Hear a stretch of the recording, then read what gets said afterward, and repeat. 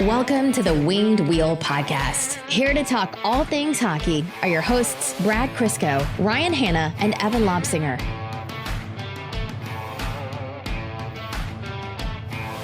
I have so many regrets.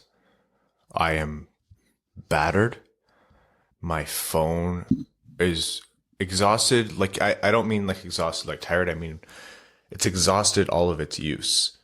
I have to buy a new phone, thanks to Leafs Twitter. I think I realized why my lights were dimming yesterday was when you had to plug in your phone to charge it after that Red Wings game. The entire city. I drew power from the entire city.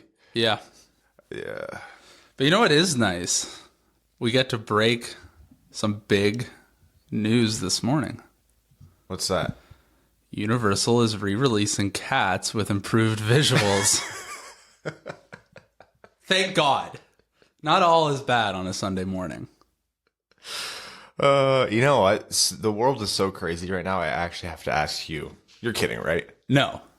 That No. is 100% true. Shut up. Yeah. Are they actually? Yes. Universal is The movie's confirmed already out. that they are going to basically switch the film reels at all theaters or however they do it. And Oh my God. because that was what the problem was. It was the visuals that was really let the storytelling down.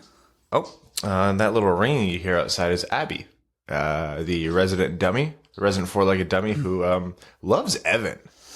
Man, she's into you. Yeah, I would say it's the beard, but you also have one, so I'm not entirely sure what's going on there. She is so uninterested in me, like relative to Mel. Like when I get up first in the mornings and I go downstairs and she's curled up on her bed and looks at me like, could you not? That's like our cat. Yeah, she's essentially a cat until Mel comes down. Then it's, Yeah. you know. Then it's all hell breaks loose. Okay, as you guys will have noticed, the high-pitched whine that you usually hear during episodes of the Winged Wheel podcast is not here. He is sick. I don't know which kid it is. Somebody in the household. Someone in the household is pretty sick, and so Brad has been dealing with that, and apparently didn't sleep a wink last night and is home alone with his one child. So I got a solid 7 hours, 8 Yeah. hours of sleep. Same. Great sleep. I started getting ready for bed last night at like 11:30. That's what being an adult's all about. Oh yeah, weekend. Ooh, I stayed up late. It's 11:30. Yeah, I'm feeling a little hungover when I go to bed at 1 in the morning. Yeah, I got to sleep in today until about 8:30. I didn't get up until about 20 minutes before you got here. You know what? If I sleep in too much past my regular time I wake up, I'm destroyed. It messes with you. Oh, if I wake up at like 9:30, when I usually wake up at 7, the next day I'm in a total different time zone. The thing is, I'm not like I'm a notoriously bad sleeper. Like I don't sleep well. I have a hard time getting a good night's sleep. I'm too sensitive to a lot of things, and it's just not. You know that doesn't make sense. Hey, take it back, man. No, I don't. I'm not a good sleeper, and I love staying up late. But I also appreciate getting up early in the morning. But I just can't put those pieces together. Yeah. So I'm just screwed on both ends. For me, it's the motivation of what I'm getting up for. If it's work, it's like, oh, I guess. But if I can get up at like 5 a.m. to go golfing. Of course you can. Like if it's something fun, like skiing, I can get up at 5 a.m. No problem. And get out the door, make breakfast, which I never do. But on work days, I literally don't eat till I get to work. All right. So from a scale of 1 to 10, 1 being work and 10 being skiing, snowboarding, where does waking up early for the podcast fall? Well, there will never be a time where I need to wake up early for this because Brad wakes up at like 10 most days. Brad goes up, I've been up since 11 a.m. Oh, wow. Jeez. Wow. What a day. What a day. Welcome to the Winged Wheel Podcast. I'm Ryan Hanna. And I'm Evan. I feel bad for that stupid Twitter account today. They're going to have to do some work. Oh, yeah. They're going to... I don't know how they run. Those stats are going to be way off today. The Evan Lob speaker account. We're going to talk about quite a bit today, just about that last 60 seconds of the Red Wings Leafs game. For any Leafs fans listening, because you want to continue just flooding my mentions with insults and everything, you'll have a lot of good content to work with. We're going to talk about some funny stuff around the league, do some overtime, and then wish everyone a happy holiday season because it's Happy Festivus. Happy Chrysler. Maybe we can do the airing of grievances when Brad's back and the feats of strength. I don't think Brad would be able to handle the grievances. Well, the feats of strength he'd lose too because he only has one arm. Boy. I want to mention that this episode of the Wind Wheel Podcast is, it's pretty much sponsored by two people. First of all, Daniel over at RD Woodworking. Check them out on Instagram or at rdwoodworking.ca. They're the ones making our custom podcast table. For those of you watching on YouTube, it's not this one. And also for those of you watching on YouTube, there's no stuff on the walls yet, so this is going to look a lot better. This is our new studio space. The Pod Loft. Someone mentioned the Octopad, which I think sounds like a menstrual product. Yeah, we're not going to do that one. Arjun mentioned the Dub Dungeon, which sounds a little bit... if we were underground. Yeah, that's what we should have called Brad's place. Yeah, that one certainly was fitting. So for the time being, it's still a Pod Loft. And also Everett, at Born to Dan Hard on Twitter. He's sponsored a ton of great giveaways, both through the podcast and himself on for the Red Wings community. And, recognizing the season of giving, this guy is doing all of this just of his own accord. Yeah, it's actually crazy. Just chatting with him, he does it because he wants to see Red Wings fans enjoy the hockey, enjoy the season, enjoy the game as much as possible. And that's like so pure. Stuff like that is what brings you together and what helps you get through these crappy seasons. So RD Woodworking and Everett, thank you guys. And a wonderful holiday. Merry Christmas to you both. All right, the Red Wings.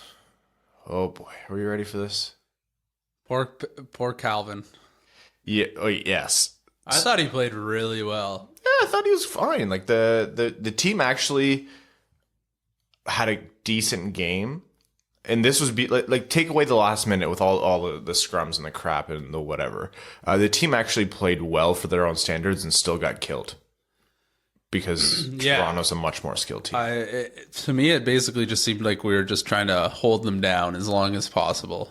We knew we weren't, necessarily. I mean, we could win that game, but you can only keep Toronto's big guns quiet for so long. Oh yeah, absolutely. Like the when you're out shooting them like 27-20 or whatever it was at one point, and you're rolling a rookie NHLer on your first line, and then the lines are being jumbled like that, and you're up against Matthews and Tavares and a healthy Marner now. Offensive darling Adam Ernie. Yeah. Oh, I mean, they're lucky they escaped without an Adam Ernie goal. Yeah. No, I don't think that was a terrible game from the Red Wings. It was a good road game. They just couldn't keep the foot on the gas. Here's the thing this season. When they have a bad game because the team is bad, there's only so much complaining you can do. You'll notice on those games we'll talk a lot more about broader topics like contracts and things like that. If it's a particularly egregious game where it's like, they came out with no effort and everything like that, then that's different. But that's just not what this was. This was run-of-the-mill, better team won. Yeah, I thought the compete was pretty good, and we just can't score. Oh, man, do you see Matthews go for the Michigan goal? Yeah. The Svetch, the lacrosse, whatever you want to call it. Yeah. I think he would have hit it too, but there's a lot. It was late in the period. Mick mentioned it, and the puck rolled on him. What do you feel about that? The Svetch, people calling it the Svetch. He's done it twice in the NHL. He now owns that move. Like as Red Wings fans, you want to say no, it's the Michigan. Like you want to respect. His name's escaping me. Something Leg, the guy who did it for the Michigan Wolverines. And then the lacrosse goal is also a way to, just a generic term for it. But if you do it twice in one season, it's your move. When it hasn't been done in like a decade or whenever it was, and you do it the hard way. Yeah, legitimately the hard way in the NHL. You get to own that. Yeah, you know what? Even just having the balls to do it is impressive. But yeah, you do it twice, it's yours. You can always pay homage to the pioneers. But for that sure. is your move. You and Brad talked about like the whole follow through, hit the goalie in the mask thing, right? Yeah. Where'd you land on that? I think we landed somewhere under the I don't know. Yeah, because that's hard. I think I still don't know. I you know what? You can't make contact with anybody's head in the NHL, regardless if it's your stick or your elbow or anything. I think if that should be reviewable, which I hate to say because I don't want more reviews. Good thing Brad's not here. But it is potentially a dangerous thing. I don't know. It's one of those like really like subjective questions. I think if you hit the goalie in the head, it shouldn't count. And with that move, you're going to be real close every time. There's a couple things to consider here. One, there's a lot of like snow and ice shards on your blade, right? That just get whipped into your eyes. Yeah. Have you ever had that happen? That is the worst pain of all time. Two, if a blade shatters, and this is Jeff Merrick's point all the time, if the blade shatters, hits a goalie in the face, that's an eyeball. That's an eyeball. Yeah, because you could come around the net and your stick would hit the post if you're trying to really bang that thing in while you're doing it. And your stick, they basically just explode. And they're just carbon fiber shards. Yeah. But I think if we looked at other aspects of the game, we could really dissect a lot of things to that granularity and come up with the same sort of like, oh, it's kind of dangerous that we allow this, but we do. That's a great point. There's probably a lot of things there, and are we being too nitpicky and avoiding adding the excitement and offense that this game needs to keep growing? Yeah. I think more goals is good, so long as player safety isn't drastically impacted. You know, this is how many people are going to do this move every game? This is going to happen. This is the most I've ever seen it. Yeah.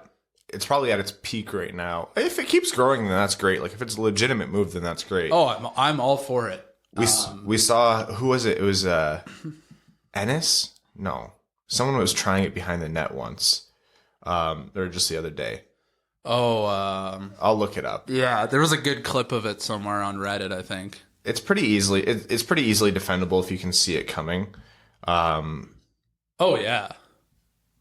You basically just put the puck on your stick like you're carrying it like a server. And then if the defenseman's cognizant of that, he'll just hit it down. Yeah, Dante Fabro stopped Ennis from doing it. Right. Ennis also, that was a terrible attempt. Like he like literally just like lifted the puck on a stick and was like carrying it like a serving plate.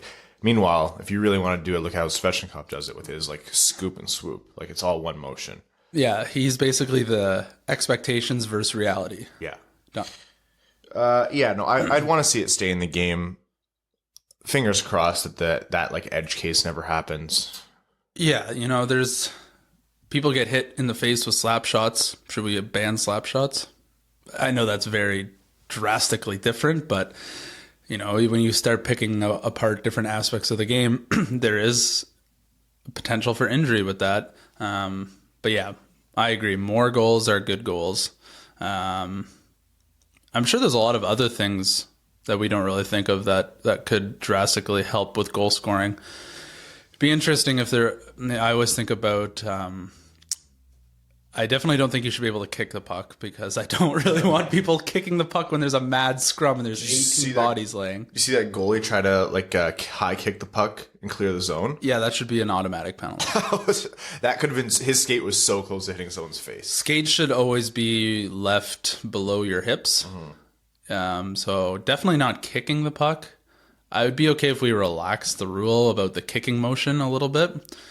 The other one I always think about is high sticks. Like, can we somehow alter the rules on that to include more high stick? Not like, you know, reaching over your head, but just like relax it a little bit. If the guy's super tall and, you know, it's under his shoulders, can we do that? Because I'm all on the boat with more goals. People don't care. There's only a very small subset of the hockey world who like the defensive battles. You don't think that someone's going to get hit in the face very quickly with a stick? People already do. Yeah, that's true. That's true. Most players have fake teeth anyway. All right, we're avoiding the obvious here, which is the last 60 seconds essentially of the Red Wings game. So I'm going to give a breakdown, and then we're going to talk a little bit about how it got presented. Was that game, that last part, was it a Mike Milbury minute? No. The last minute of that game? I don't think it was a Mike Milbury minute. I think it's... I meant that game. The game itself encompassed a Mike Milbury minute. No, please. Chaos. The Red Wings tried their best and lost. If that's a Mike Milbury minute, we're going to have to start doing goals 5 times an episode. Okay, so there was a play at the end of the game where I can't remember who was carrying the puck, but Bowie. Was it Bowie? All-star offensive defenseman Madison Bowie. Skating straight down the boards. Muzzin lit him up for a clean hit. It was not that big. No. It looked a lot bigger on TV, but then when they changed the angle to like across the ice from it, it was kind of run-of-the-mill. And then Mantha did that thing, which, like, I'm going to try to be objective here as much as I can, although... But let me inject some subjectivity. He went in to come after Muzzin for a clean hit, which, God, I hate that so much. I hate it. I hate all that. I understand, you know, it's a 4-0 game. Why are you throwing that hit around, blah, blah, blah. But it wasn't that big of a hit. And you know what? Like...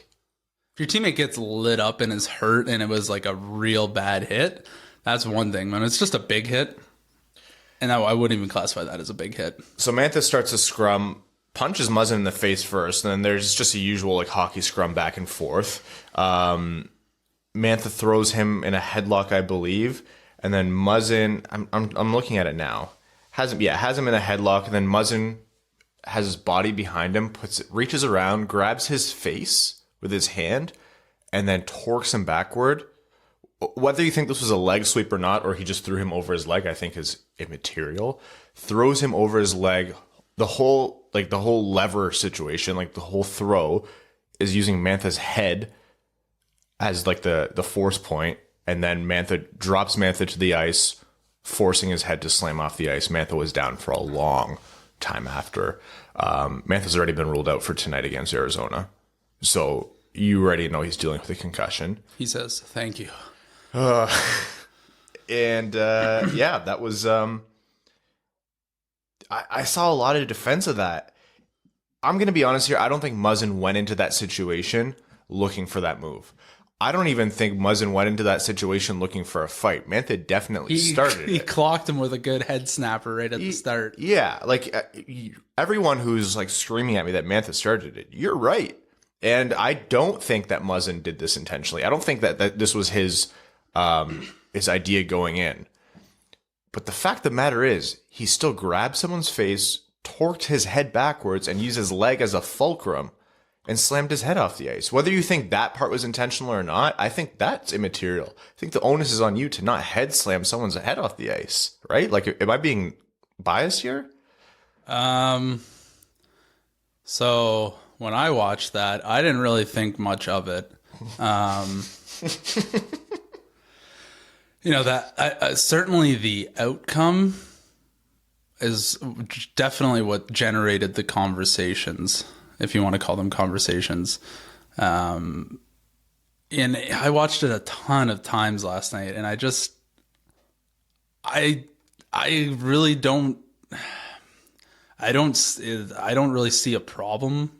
I mean, there's a problem. Someone got hurt, but I don't see it as like this, like, we've seen this a 1,000 times from fights, from scrums, and things like this happen.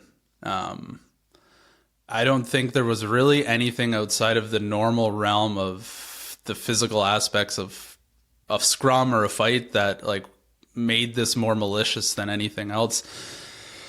So, man, people were all over the map on this one online. People were calling for the full season. There were people that were the complete opposite. I just fell somewhere in the middle saying like the outcome was just the whole situation was unnecessary. But I just don't see where there's like a suspensionable aspect of this, because, you know, when you're in a scrum and the fight's happening, like, people get taken down, and we see people's heads smash off the ice all the time from fighting. And that's the one thing that people always complain about. So I think it's just another one of those situations. And so I'm not strongly on one side or the other. Okay. So you think that that's not going to be a suspension? Yeah. Like, I didn't think there was like an intent to injure. I think, you know, when it's easy for us and everyone to sit by and analyze the situation when we're not the ones taking shots in a headlock. Yeah. People, you know what? I would probably do the same thing. You need to protect yourself, and you got to get yourself out of that position any way possible, really, other than, doing something malicious. So I really didn't see a suspensionable act in it. I just think the outcome from it was just as bad as it could have gotten. Like, that was the worst case scenario out of the whole thing. And I just, unless I'm standing right in front of it and there's something I completely didn't see, I just don't see a suspensionable act out of it. You can sell me on it. I could be completely open to it.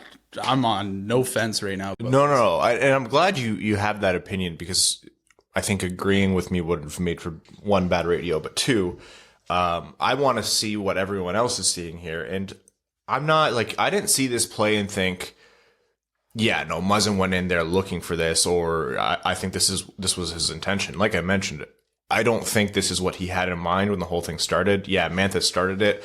My thought coming into this was, no matter what happens, you can't do that. You can't grab someone's head and slam it down. But if your take is that it was just kind of what happens in scrums and it was just a bad outcome in a shitty scenario, then that's like, I'm not like, I don't have enough where I can argue with you and say, no, you're tangibly wrong. I don't think my opinion has changed too much, but I don't think it was intentional and egregiously malicious. Yeah. I can definitely, I think our common ground here is that I think it's a bad outcome that wasn't the intention. If someone could show me a clip of something very similar happening that sets a precedence on a suspension for this, go for it. The thing is, if you're, and this is my like argument with you a little bit, if you think that it's just a bad outcome and this is just how it goes, I mean, you watched how his head hits off the ice. I don't even think that's the worst outcome, right? Like, that could have been worse. It could have been a Pavelski moment. Yeah. For sure. Right? So at that point, don't you have to put the onus on the players, saying no matter what happens, like scrums, getting punched in the face, like those cheap shots, those are, as much as they're not within the rules, they're within the realm of what practically happens in the game. Yeah. That move is indefensible. And I think the part that gets me, there's two things. It's one, grabbing the face and using the head as a point of force, and two, using the leg to sweep under. And that's another thing. A lot of people were screaming at me. I didn't know what to call it. I said slew foot / leg sweep / whatever. And that wasn't to lay the seed. That's because I genuinely didn't know what to call it. Everyone was screaming at me. They're saying that wasn't intentional. No, maybe not. Like, that's just how his body was positioned. But you combine those two things together, and that's what makes it a dangerous act.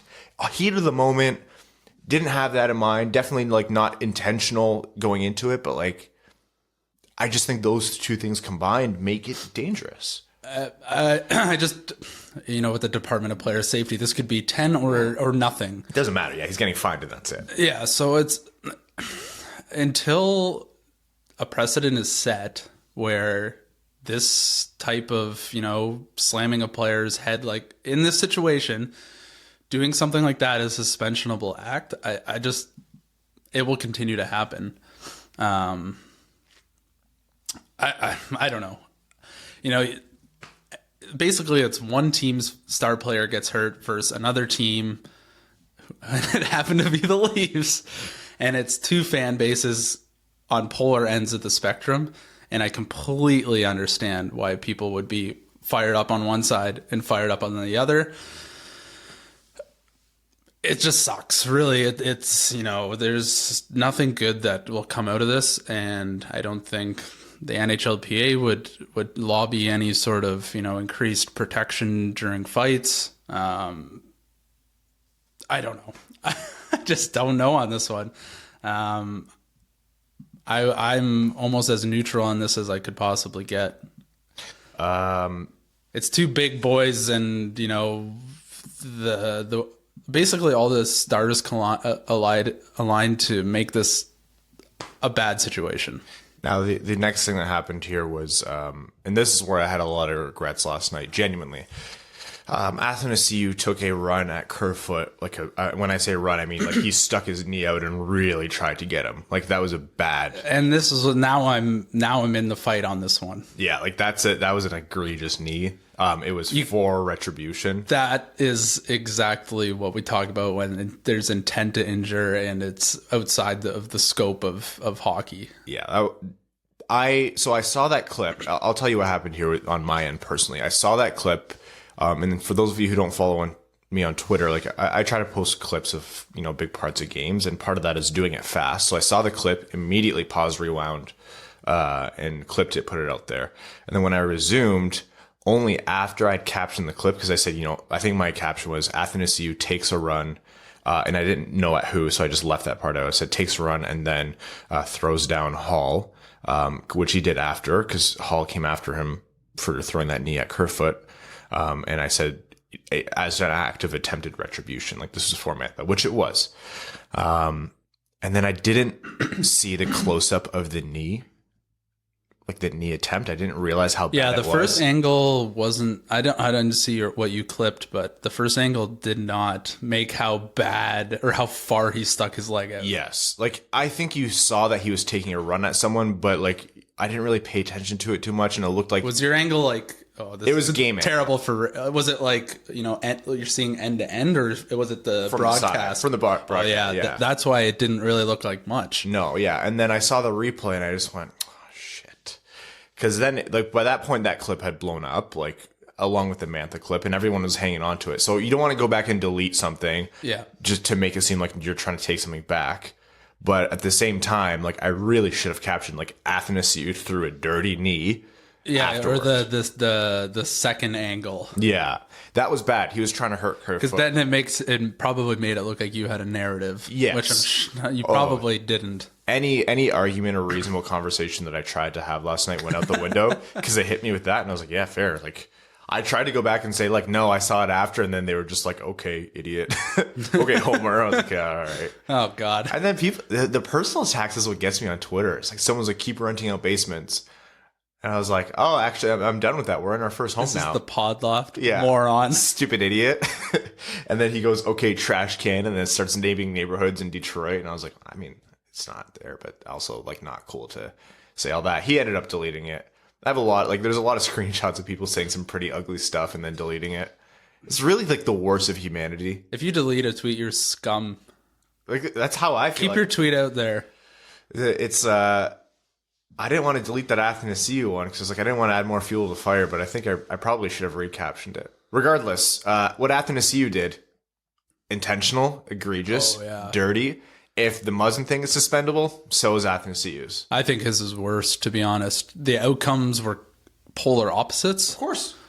But not Mantha. Athanasiou had a clear objective in that, and that is easily a suspensionable offense. If he had connected, he could have ended either his or Kerfoot's career season at least. Oh yeah, like there's no room for that. If there's accidents are accidents when things like that happen, but this is clear cut attempt to injure, and it should be at least a game. The thing is here that the outcomes were so vastly different because of Kerfoot very like deftly like got out of the way and put his knee up to reduce the amount of impact. He's the one who saved that play, and really Athanasiou should be thanking him. The whole scrum with Hall after when Hall came after him, and then Athanasiou went after Hall. I don't know which one it was. And then Athanasiou threw Hall. Like people were saying he was trying to throw him on his head. I was like, no, that one I will stand up and defend. Like that was an actual suplex. A couple people were telling me that from the top rope. Yeah, a couple people were telling me that Muzzin's thing was a suplex. I'm like, whether or not Muzzin's thing was dirty or intentional, that wasn't a suplex. Using your leg and someone's head as a lever isn't a suplex. Athanasiou's was a suplex, right? Yeah. I don't know wrestling that well. He wasn't trying to throw him on his head. He was out there trying to injure someone, and that you can't take away. Like it just is what it is. Where I land is both plays were stupid and unfortunate, and I don't think one justifies the other. I think, if Athanasiou wants to go out there and lay a big hit, by all means, dude, light a guy up. Absolutely. Whether or not if the Muzzin thing happened just as it did, and the reality of it is that Muzzin didn't want to do it intentionally, and it was just a freak accident, Athanasiou, like, it's part of the game where you still go and lay a clean hit, but you can't do what he did. No. That could have turned out so much worse. And you know what? Like, do I like the idea of Red Wings players standing up for each other? Yeah.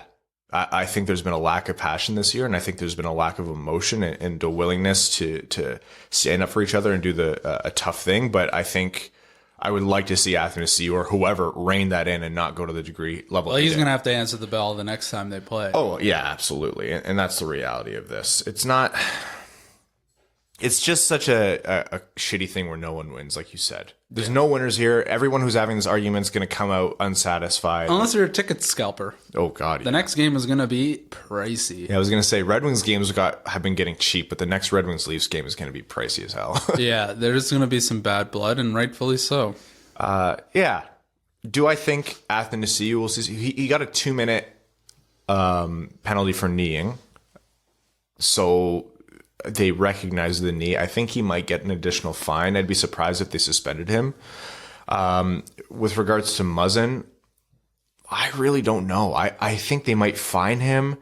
There's a chance, depending on how bad Mantha's concussion is, if it is really a concussion, he'll get a game or he'll get spoken to and say, like, look, we know that wasn't what you wanted to do going into it. Be smarter, or like know what you're doing with your body. But like, all of this is coupled with some pretty like shitty comments, so I won't read any of them out. But a lot of the Leafs fans talk to me are like, "What do you want him to do? He's being pummeled by Mantha." I'm like, "Yeah, you know what? Like, I get how he got to that action." Yeah, it's not like he took his skate off and then stabbed him. No, like, if I look at both, and I had to, somebody asked me what are the numbers, like what is this player looking at in terms of discipline? I would hate to be George Barros this morning. I think if I had to be subjective on this, I honestly don't think Muzzin gets anything. And that's probably going to make a lot of people upset. Yeah. And I totally get that. I totally understand why people are super passionate about this. And I think Athanasiou gets at least a game. I would say 2. Do you think so? It was bad. I've seen players, and this is cheap to drag him into. To be fair, I'm doing this completely on the top of my head without any sort of he's not referencing the body of work in terms of precedents that either of these incidents have set. That's just my personal opinion, I think. I've seen Brad Marchand throw knees like that, or elbows, or whatever. Yeah, but you have to be a star in this league. Well, I mean, Athanasiou is probably the best third-line winger there is. It might be. Look, I don't like what Muzzin did. I think at the end of the day, the onus is on him. I'm not speaking to intentionality here. I think what happened sucks, and what happened just can't happen. Like, it just can't exist in the game. Has there ever been a suspension giving out from a fight? Because that's essentially... Definitely. For sure there has to have been. I mean, it's Sunday morning. I have not looked into this at all. Cheap shots and... there's a like million cheap different shots things when someone's down on the ice kind of thing. I just can't think of a time where someone got pulled down onto the ice and got concussed and got a suspension. If there is a circumstance where that has led to a suspension, then there's precedence for it. Here's where I fall as a Red Wings fan. If Muzzin gets no suspension or like a fine and no suspension, and the league gives a justification that it's like we determined that it was unintentional, et cetera, I'd be pissed, but it'd be within the realm of like understanding. You're pissed because your best player on your team is out and hurt. I think Muzzin deserves a game or 2 purely for the fact that you can't grab someone's head and do what he did. But I would understand if it fell to be more lenient than that. The justification will need to be very specific. Well thought out. Yeah. I think the Athanasiou thing, I'd be surprised if he got much, because I think there's a precedent here. There wasn't a big impact because Kerfoot did get out of the way. I've seen knees and elbows as egregious get uncalled. Yeah. He got the 2-minute minor. They might fine him because it wasn't intent to injure, very obviously. But if they suspend him, I think they would not want to suspend him and then not do anything for Muzzin. And I think you might be right that not much will come to Muzzin as well. Yeah, I'll say a game would be. I think a game would be. I'd be okay with that for Athanasiou. If it's more than that, we'll riot. We'll get the pitchforks. I wish the Athanasiou never happened for a couple of reasons. One, you don't want to see a dirty play. You don't want to see... It throws fire on the other side's the argument. Yeah, you don't want to see your favorite team's player do something like that, and you don't want to see guys injured, and also you don't want to give justification for their crap, right? Like if you genuinely believe that they did something that terrible, as a fan, you want to be able to look at that objectively and have both sides come at the argument. And I mean, that's a pipe dream. That's Twitter. It's not going to happen. Two things are only slightly related, and now we have two sides throwing mud at each other. Yeah, I mean, I had to mute my tweets last night. I was like, I can't.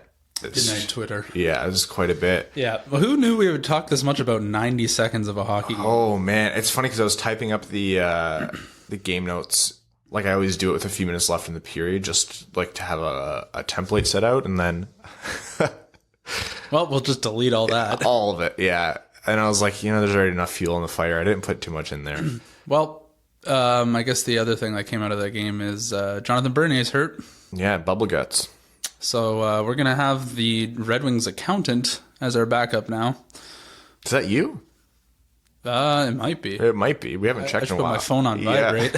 No, he left the game within like the first 5 minutes. I think he was bending over, like holding his stomach. So he's definitely still sick. Picard's putting down his nachos and hot dog and his Diet Pepsi. He's like, uh-oh. Putting it like in his pad. Yeah, he's like, uh-oh, save these for later. Who was it? There was a goalie who had snacks in his pad. I think Carey Price always tries to sneak snacks on the ice. Probably. Yeah, that sounds like a Carey Price thing to do.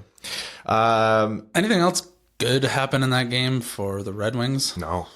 Bertuzzi scored on the penalty after the Muzzin play to ruin Hutchinson's Oh, the other thing I wanted to talk about was was it Zach Hyman goal? Oh my God. That was nuts. Was that the breakaway one? The backhand? No, the one where the net came off and then they went upstairs. Was that Zach Hyman? I think that might have been Hyman's second or first of two. It was the first goal of the game. Yes, Hyman. And they originally gave Mike Green a tripping penalty, and the net went off. He kind of made contact with, was it Picard at that point? Yeah. It might have been Picard. Yeah, and they were just going to call a trip. Everyone thought it should have been a penalty shot, and then they called it a goal, and so everyone was kind of like, okay. I clearly do not understand the rules of tripping. Am I blind? Now, first doesn't matter anymore. Oh, okay. Yeah, they changed that. Because I was going to say, he hit the puck completely first. I still have that like visceral reaction when they hit the puck, when a defenseman hits the puck first. I played defense, and I was like, it is so hard to hit the puck first. But no, they've essentially changed the precedent. So if you hit the puck first but still take out their legs, it's a tripping penalty, yeah. Oh. Yeah. I was going to say, because that was a ridiculously nice play by Mike Green for once in his life. I know. I was like, Mike Green, damn, like, he's like, and in those like make or break goal situations, he seems to come up big. It's kind of nuts. He rewinds his internal clock. Yeah. No, it was a tripping penalty by their rules. I was confused at first when they called it a goal, but I went back and looked at it. Honestly, my reaction was, yeah, fine, whatever. Who knows anymore? I'm numb. A goal comes on the board. I think that's good for hockey, I guess. Yeah, I'm numb is the answer to all of it. It's taken that long for Toronto to score. Yeah. No wonder they're outside the playoffs.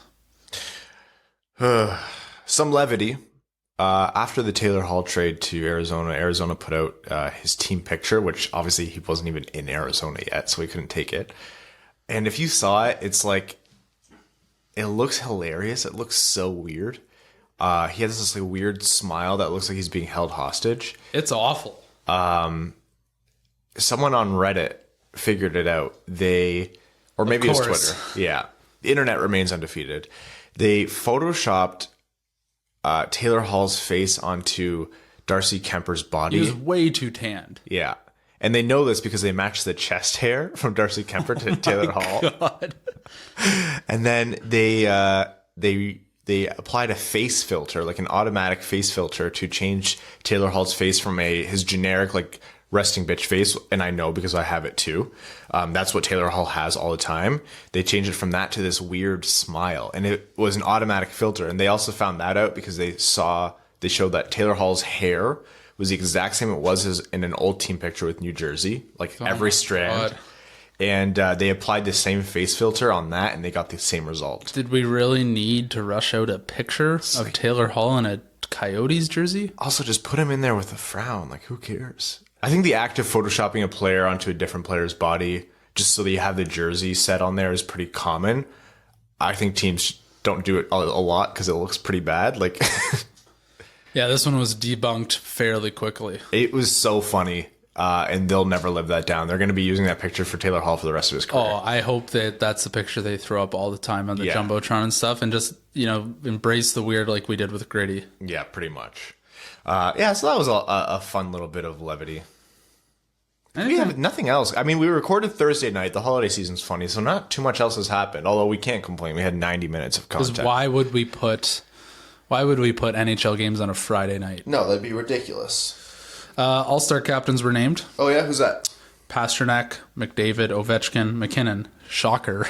Everyone is surprised. They still should have given it to Lindblom's his name, right? Yeah. Ovechkin is now an evil man. Poor Ovi. It's not his fault. Yeah. I want to see Oscar Lindblom go. Although I don't even know if he'll be able to go. It's in a couple months. He might be undergoing treatment. Yeah. Regardless. It was nice of the community. The rest of this week, what it looks like for us, so we're approaching the holiday break here. For those of you who are just following for the first time like this year, we do try to take a little bit of a break. So for Christmas Day, which is this Wednesday, we will be skipping that episode. Our plan was to have a Patreon exclusive episode ready to go for you guys, but with Brad's kids selfishly being sick, I don't know if this was Mika or his newborn. We're going to have to put that, delay that a little bit. We will be back maybe next week. I'm not sure. The 29th? I will have nothing going on. Yeah, so we'll have to see. I should be back. I'll definitely be back in town by then. So stay tuned for that. We're going to be taking a break for at least one episode here. And follow us on Twitter if you don't, and you'll get updates there. Another potential talking point is the Rangers' Lias Andersson has requested a trade. And, at first I didn't really think too much about it. I was like, oh, yeah, disgruntled former top 10 pick. Name me something that I haven't heard before. The thing that pricked my ears up was Detroit was actually targeting him in the draft in 2017. Because he went at 7. Yeah. And Detroit got Rasmussen at 9. Yeah. So that's when I started to ponder that a little bit. Okay, so I heard that as well. My thing is, and I hate to throw water onto a fire here, but that was a different group. That was the Ken Holland draft team. That was the oh god, I can't even remember his name anymore. The former head of amateur scouting, the former Chris Draper. It's way too early for me. Right, Tyler Wright. Yes, yeah, that was his draft team. Draper would have been involved at that point, but still. So I don't know if I would carry that over at all, but this is a centerman. I think he's been playing center. I haven't been following his career, but he hasn't really produced. He's been averaging less than 10 minutes of ice a game. He's been on a terrible fourth line, but he hasn't been producing the AHL either. This very well could be a situation where like the AHL systems are similar to the NHL systems, so he's just had no chance to succeed at all. You don't usually find rookies or young guys like this asking for trades unless they're being tanked left, right, and center, which might be the case. It's the news article said he's no longer with the club, so I don't know what exactly that. Probably he's in Europe or something. Or yeah, this was the guy who threw the silver medal into the stands, right? Yeah, yeah, that's funny. I need more of that in my life, so if we could make a package for him, that would be excellent. Yeah, the problem with like trying to trade for guys like that, it comes out. It's like the Jesse Puljujärvi effect. Like the team who has values him at his pick still. The team who doesn't have sees a guy who's just wasting away. And where do you find that common value? I would love to take a flyer on a guy like this guy. We did it with Perlini. We did it with Fabry. Like, why not? What's the flyer though? Like, what's it going to cost? Yeah, I don't know. Because if people they would assume the Rangers will think it's way too much. Because if this is like a high round pick or Athanasiou or something, that's just immediately like a non-starter. No. If you're including like a Georgiev in there, hell yeah, take Athanasiou. Oh, yeah. But, and the Rangers potentially do have a bit of a goalie jam, depending what they want to do with Lundqvist. But yeah, they're going to value Anderson super high. We're going to not... every team will basically value him as but they're going to want a big return-ish for that, so... It's tough to move guys when it's only been 2 years since they've been drafted. Yeah, and people have been asking for scouting reports. I truly don't have an accurate one for him since he's been in the league because of the reasons that Evan mentioned. Like, he's not had the playing time or the results. I think it definitely is a red flag when a guy has produced nothing, but it's not a red flag that can't go down once you consider the circumstances that we've talked about. If it's a low-cost flyer, hell yeah, I'm all for it. If you want to add him in as a sweetener in a package with like a Georgiev being the main piece coming back, hell yeah. Well, he's still on his ELC, right? So it would be foolish for New York to let him go for nothing because a contending team would salivate over having an ELC contract to improve their depth. I would want to know if he's a true center. I have no idea. When you play less than 10 minutes a game, how can you possibly give a tangible evaluation of that player? If this is a guy who's going to come in as a winger, I'm not sure I want more of that. It all depends. If it's us, it really depends on the team, right? Like if a depth winger goes down and you don't want to really mess with your AHL depth, sure. Yeah. Besides that, we'll see. It's hard to gauge Yzerman's interest. He has dealt a lot, obviously, when he was in Tampa Bay. It seems like every day they were training with New York and Gordon. So they're definitely familiar with each other. So you can count on the fact that Yzerman's given him a call. Oh, yeah. It's just part of his due diligence, really, as a GM. I think part of what I'll do over the holidays, look a little bit more into it. Try to get a little bit more of a scouting report. If there's any Rangers fans or people who are familiar, feel free to update us. Should we head over to overtime? What's our run time? You're closer to the recorder thing here. Yep, it's right at 89 minutes. What? Does it? It says 89. No, you're reading upside down. Also, you don't want to lift it like that. Oh, you dummy. Anyways, we're going to head over to overtime, which for this episode of the Winged Wheel Podcast is brought to you by Motor City Garages. They're a family-owned and operated business servicing Metro Detroit. They do everything. It's counting down. It's counting down? Evan, stop that. Oh, I'm a dummy. The big red Stop numbers. Red numbers, 46 minutes. Frick, jeez. That's the recording time left, and that's the recording time. You scared the hell out of me. I was like, it's counting down. Oh, no, we just wasted a whole episode. Ugh. This episode of the Wind Wheel Podcast Overtime segment is brought to you by Motor City Garages. They're a family-owned and operated business servicing Metro Detroit.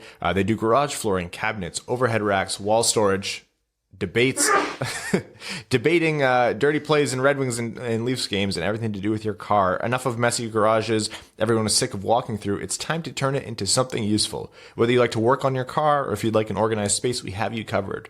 3D designs and a lifetime warranty. Motor City Garages, park in style. We're going to head over to Patreon, where our patrons get their comments read out as our way of saying thank you for supporting the show. I know we put this up a little bit late last night. The holidays kind of messes everything up here. Garrett TV says, Hockey Amigos, I'm back with some more spicy takes from the Jim Montgomery rumor mill. Turns out the Stars may have material evidence that he, one, put up Christmas decorations the day after Halloween. First of all, that's not a crime. Number two, he was caught texting while walking very slowly down a crowded public staircase. That's bad. Oh, man. Three, thinks Friends was better than Seinfeld. No. Four, was willing to entertain conversation with a flat earther. It's still too early to tell what really happened, but I'll keep pushing for more insider info. All right, let's generate some more. I want what's a good one here? Jim Montgomery picked Bulbasaur. Bad. As a starting Pokemon. Yeah, I'm sure you know there's a lot of Leaf type stands in this fandom, though. What did you go? You strike me as a Squirtle guy. Jim Montgomery liked the ending of How I Met Your Mother. I didn't watch that show, but I'll accept your take. It's a mercy that you didn't. Jim Montgomery's favorite season of Game of Thrones was the final. Oh. Firing him is light. Yeah, that should have been expected.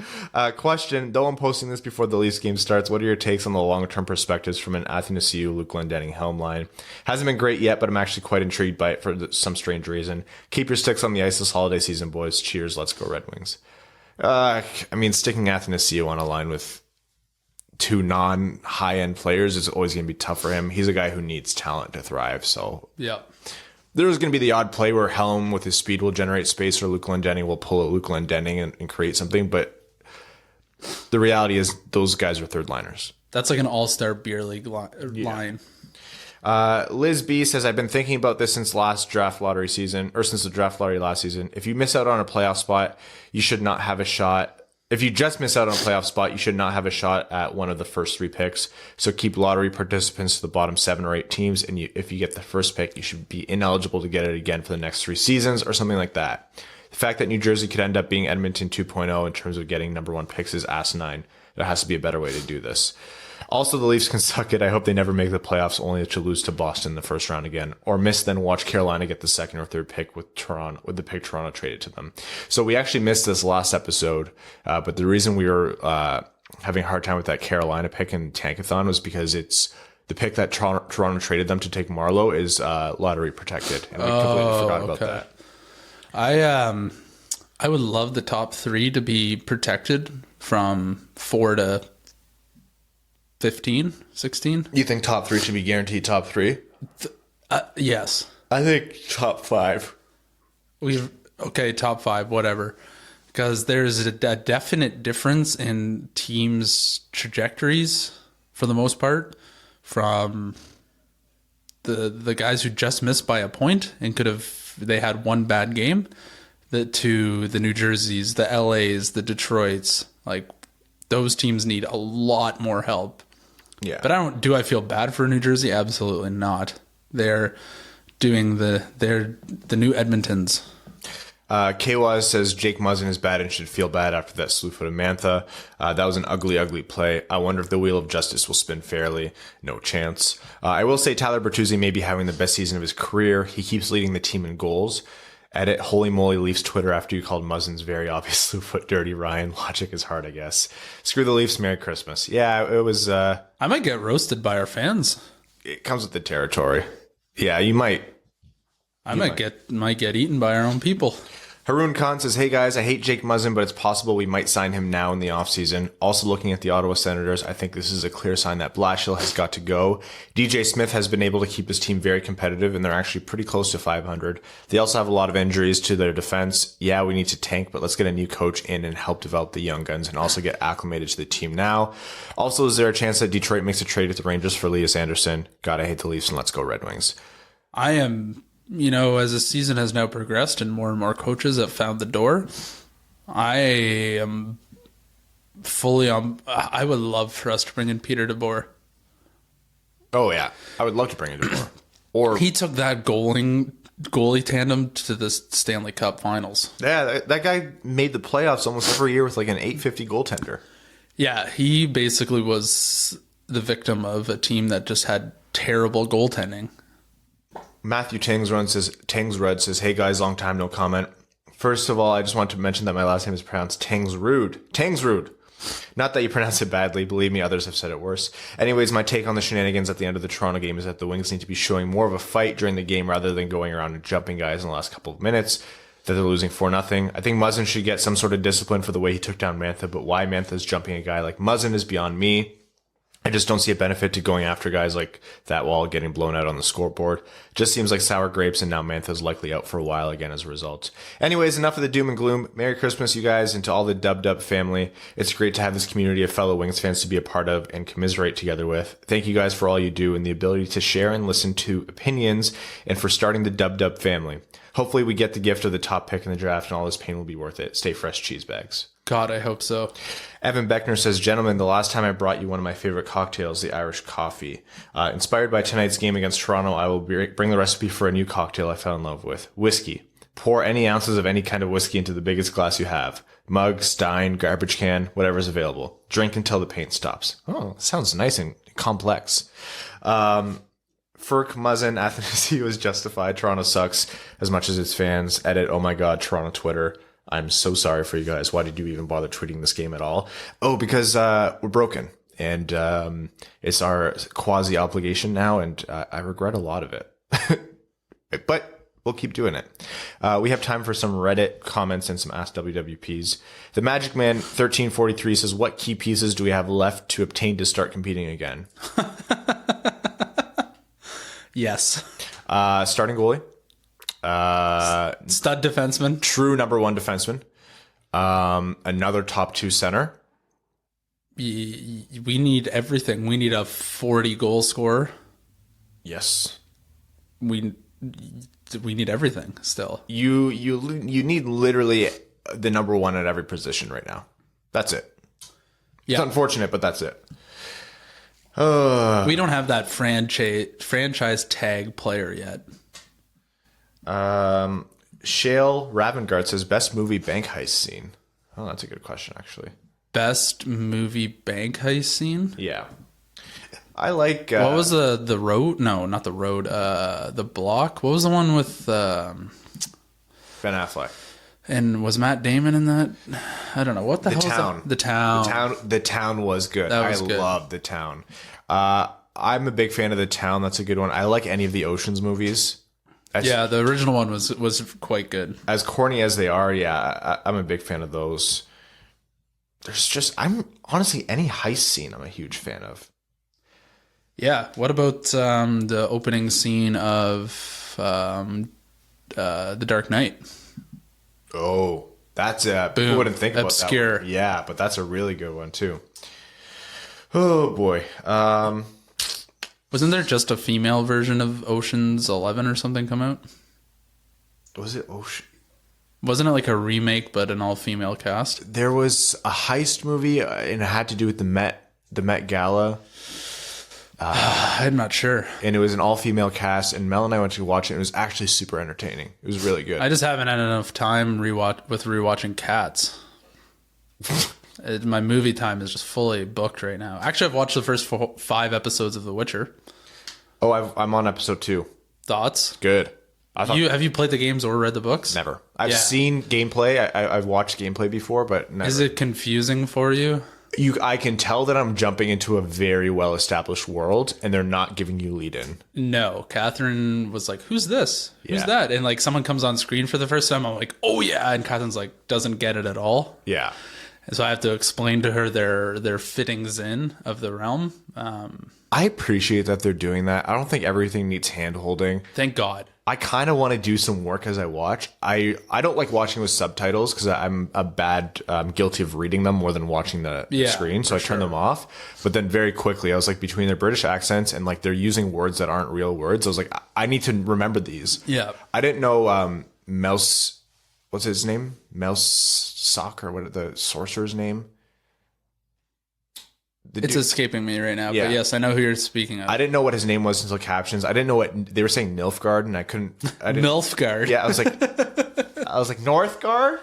What? There is, you know what? I've realized that as well as I'm watching the show. I find it very hard to pick up what some people are saying. I don't hate that they're doing that. I really don't hate that they're doing that because they're just kind of, I don't know, like they're making the focus more on the show than like wanting as many people to watch as possible. They know they're not going to get that audience. Yeah. And they just want to make the show as good as possible. So they're skipping the exposition. And I think that's refreshing. And we also need to remember how awful, well, not awful, but low budget the first season of Game of Thrones felt. Yes. When you go back and rewatch it, it doesn't even seem like the same show. Yeah. No. So, you know, as someone who played a lot of the video games, I've really enjoyed it so far. Yeah.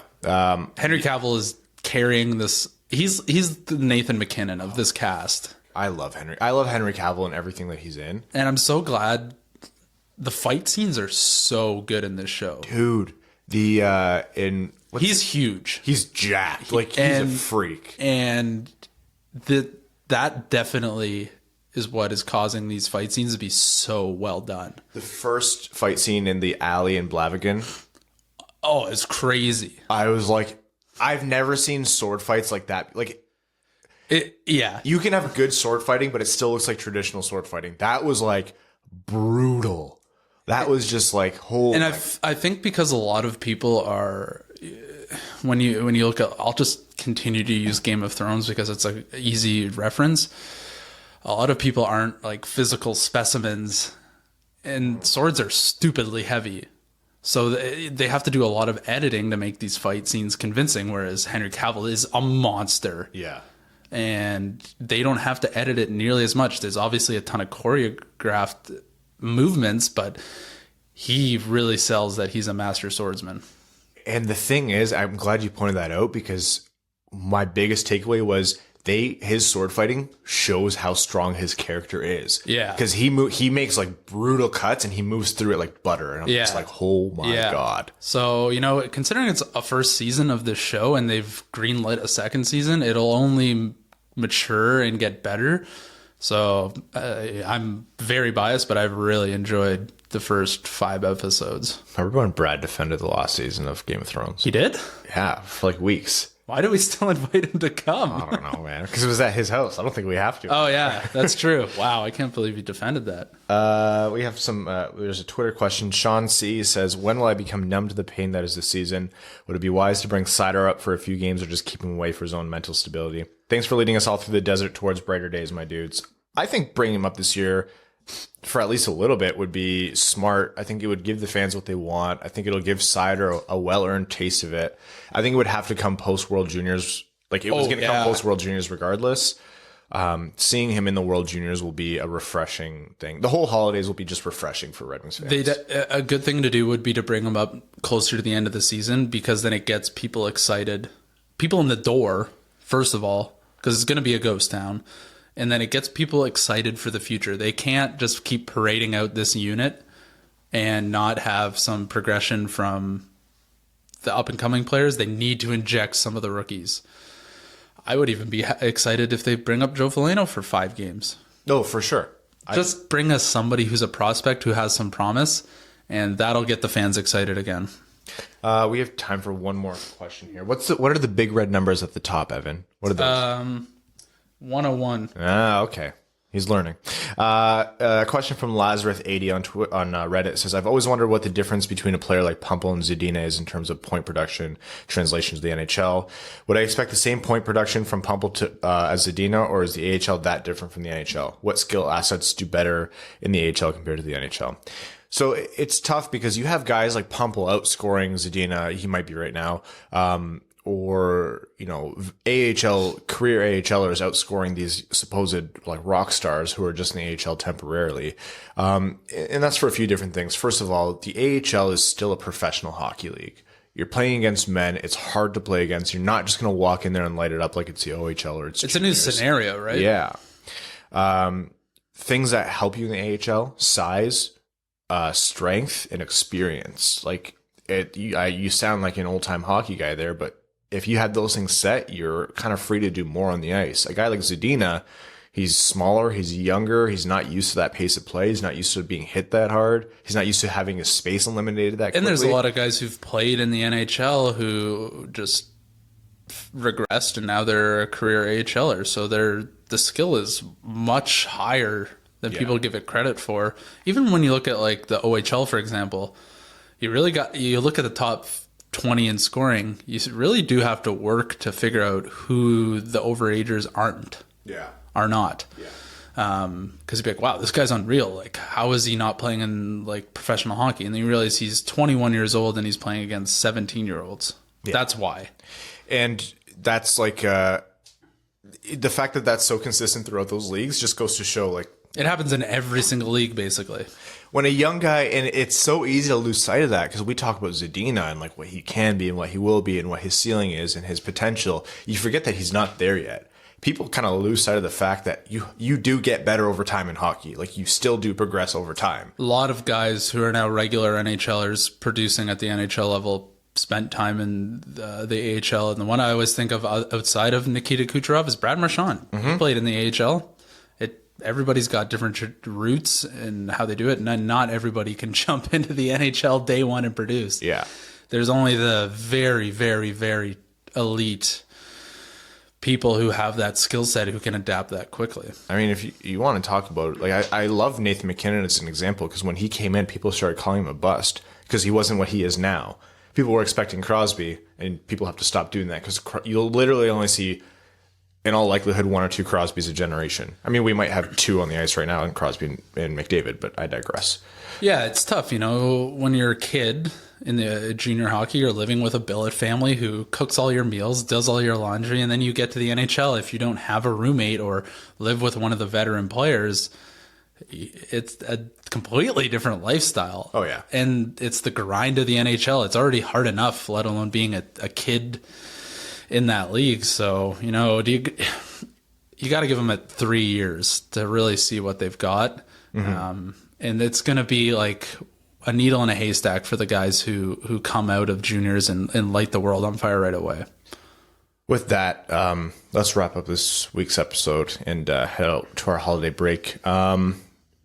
Everyone, please have a safe and happy holiday. Have a Merry Christmas. Happy holidays to you all. Relax, drink responsibly.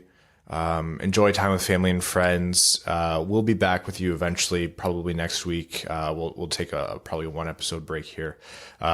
Enjoy the break. Don't stress about hockey. Don't stress about Twitter. Just take the time to rewind, recharge. Hey, World Juniors is starting in like 4 days, and we didn't even cover that this episode. Thank you guys for an amazing 2019 so far. You'll hear from us before the new year. We want to thank our name level sponsors. That is Everett at Born to Dan Hard on Twitter. RD Woodworking. Go to rdwoodworking.ca. I Hate Poutine and the Lions. Scott Martin, Luke Johnson, Mitchell Shinkowski, Arjun Shankar, Hassam Al-Qassem, Clayton Van Dyken, Mike Reed, Aaron Taylor, Langabir, Matthew M. Rice, Kayla Thompson, Ryan Lewis, Sean Levine, Matt McKay, Hannah Lee, Kaylin Wood, Jacob Turner, Charlie Elkins, John Evans, Rob Thiel, Craig Kibble, Stan Olson, Ryan Lewis, Danny Jr., K-Waz, and Simon Anderson. Holy.